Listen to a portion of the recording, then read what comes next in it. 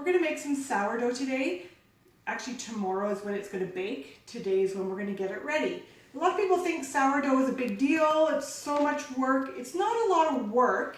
It just takes a lot of time in length, but not even that. It takes takes up a lot of your time during the day. It doesn't. Because what happens is you end up getting your starter, you feed it, which only takes a couple of minutes, and then you let it sit for 4 hours. So you can go off and do something else while that starter is feeding for the 4 hours. And then you're going to mix up your dough, which only takes a few minutes. And then you do some stretch and fold. So there is a 2-hour window in the day when you have to be around. And then you're going to let it bulk rise for 4 to 5 hours. So you can be off doing something else again. And then you shape your loaf. And then you let it sit for a bit before you put it in the fridge overnight. So there's a lot of long stretches where you're not doing any work. You're just waiting. And I made the mistake when I first started making sourdough. I was in too much of a rush. I thought it should be done way quicker. Why is it not like regular bread? Sourdough takes time. It should be a minimum of 24 hours from when you start feeding your starter to when you bake your loaf. It takes that much time. So just remember, it takes time, not a lot of your time. And you just have to be patient for when you're trying it out and when you're learning. Because it takes a couple of times for you to get the hang of it, and you'll be glad you did, because the sourdough is so nice when it's fresh. So we're going to get started on making our sourdough.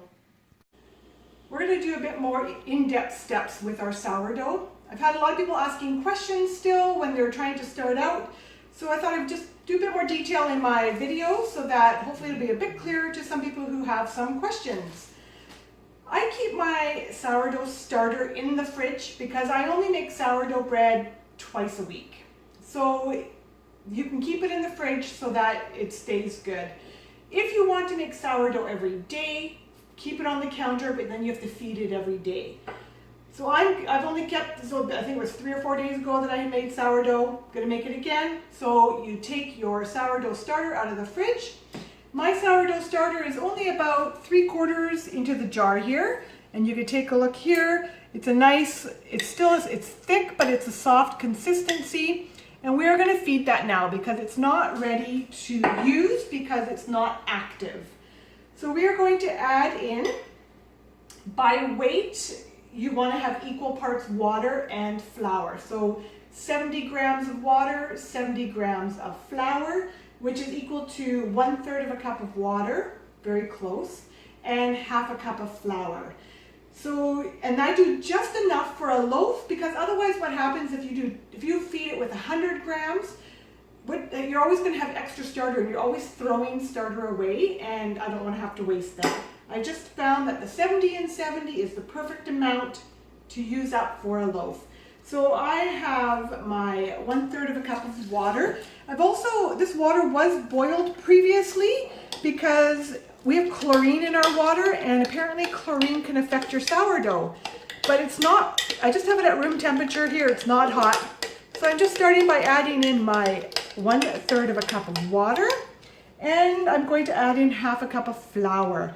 I like to use whole wheat flour. It seems to feed really nice off of the whole wheat. Some people, you can use white for sure, or some people like to use some different kinds of flours.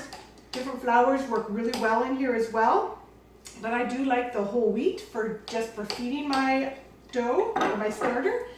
So you're going to get this mixed up, make sure there's no dry spots in there, and then we're going to let this sit on the counter, because now your starter, because you fed it, now it's going to become active, and it's going to double or triple in size.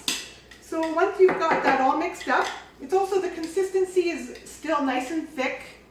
As you can see here, it's still a thick consistency. We're going to get this, we're just going to put our plastic bag back on and cover that up. And if you put an elastic band on your jar, you'll be able to see when it's actually doubled in size. So if I just put this down, and my dough is up to that mark there, then I'll know that when it's come up, doubled in size, I'll know that it's doubled. That's going to take 4 hours approximately to do, depending how warm your house is. 3 to 6 hours, I would say. So make sure you put a cover on there. It doesn't have to be a tight cover. I just always keep a little plastic bag on. And if it's cool in the house, get yourself a hot water bottle, put some warm water in there or hot water in there, and put your starter on top, and we'll put a tea towel on, and that's going to keep it nice and warm, and that'll help it to start to rise nice. If you don't want to over rise it either, because you don't want it to start to be deflating, because then it's not active anymore. So you kind of have a bit of a time frame there between 4 and 6 hours where it's the best time to start using your starter.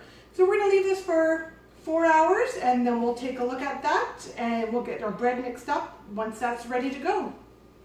It's been 4 hours, about 4 hours since I fed my starter, and I put an elastic band on where it was, and then so that I can see now that it has doubled in size. And you can see on this side here how that looks. So this is it's nice and airy right now. I'll just show you what that looks like. So it's still nice and soft, but it's got lots of air in it.